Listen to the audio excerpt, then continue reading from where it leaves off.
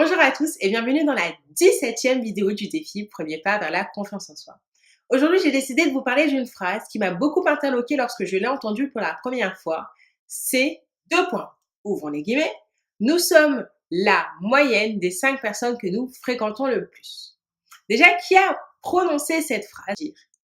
Alors, c'est Jim Rohn, un célèbre entrepreneur, conférencier et merveilleux coach en développement personnel qui a prononcé cette phrase.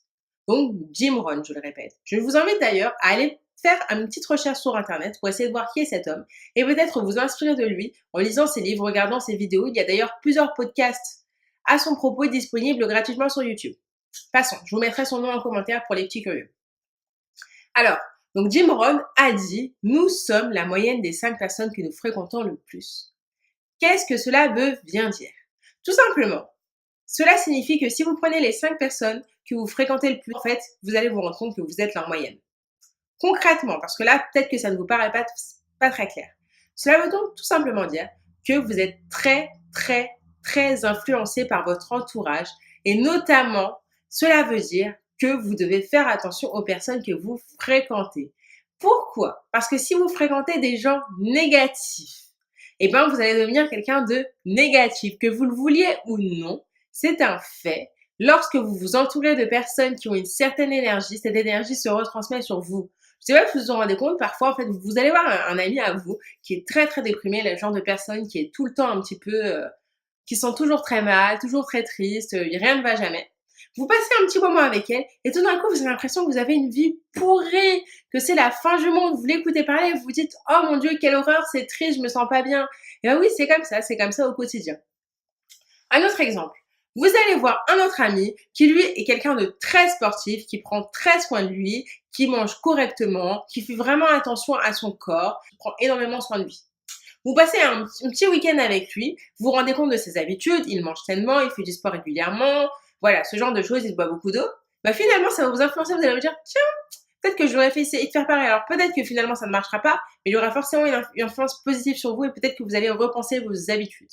De la même manière, vous passez 2 jours avec quelqu'un de très positif. Vous voyez le genre de personne qui a toujours la banane, qui sourit tout le temps, qui a toujours un mot positif.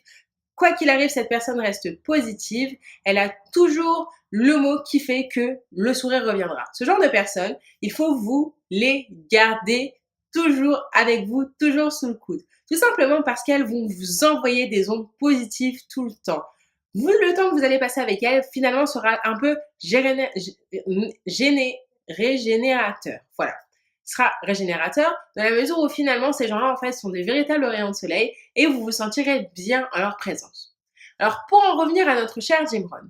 Jim Rohn nous parle de cela notamment dans l'argent, au niveau du poids, au niveau de plein de secteurs de votre vie. Alors comment est-ce que cela peut vous aider pour votre confiance en vous, pour votre développement personnel? Tout simplement. Ce que Jim Rohn précise, c'est que c'est pas forcément ce que la personne est vraiment, mais c'est souvent ce qu'elle paraît et ce que vous pensez d'elle. C'est-à-dire que si vous avez 5 potes que vous fréquentez tout le temps et vous vous dites ces gens-là, waouh, j'aimerais tellement être comme eux, ils ont tellement confiance en eux, et bien si vous passez beaucoup de temps avec eux finalement, rien que le fait de penser que ces personnes-là ont confiance en elles et que vous vous sentiez un petit peu admiratif, et ben elles vont déteindre sur vous. Et peut-être qu'au fur et à mesure du fait que vous les fréquentiez, vous allez gagner un peu plus confiance en vous. Alors bien sûr, ça se fait pas instantanément, mais finalement vous verrez, si vous regardez autour de vous, regardez bien, voilà, faites une pause dans la vidéo, prenez un papier, un crayon, et écrivez le nom de 5 personnes que vous fréquentez très souvent. Ça peut être votre meilleur ami, votre voisin que vous voyez tous les soirs, n'importe qui. 5 personnes que vous fréquentez très souvent. Comparez-les à vous. Du moins, comparez l'image que vous avez d'eux à vous-même. Regardez-vous au niveau de votre physique. Est-ce qu'ils ont un physique plus ou moins similaire au vôtre? Au niveau de leurs habitudes, est-ce qu'elles ont des habitudes plus ou moins similaires aux vôtres? Est-ce que leurs revenus sont plus ou moins similaires aux vôtres? Pourquoi? Parce que de la même manière, si vous prenez la peine d'être avec des gens qui sont motivants, qui ont à peu près les mêmes objectifs de vie que vous, ils vont déteindre sur vous positivement. Donc faites attention aux gens que vous fréquentez. Parce que comme je vous le disais, autant ils peuvent vous influencer positivement, autant ils peuvent vous influencer négativement. Dernière chose, je terminerai sur une phrase qui est en anglais. If you want to be a lion, you must train with lion, a dit Monsieur Carlson. En gros, si vous voulez être un lion, vous devez vous entraîner avec des lions et non pas avec des gazelles. Entourez-vous de personnes qui en veulent, entourez-vous de personnes positives, Entourez-vous de personnes qui ont confiance et vous vous sentirez mieux au quotidien et cela vous aidera à réaliser vos rêves et à aller au bout de vos envies. Je vous remercie et je vous donne rendez-vous demain pour la prochaine vidéo du défi Premier pas vers la confiance en soi. Salut à tous!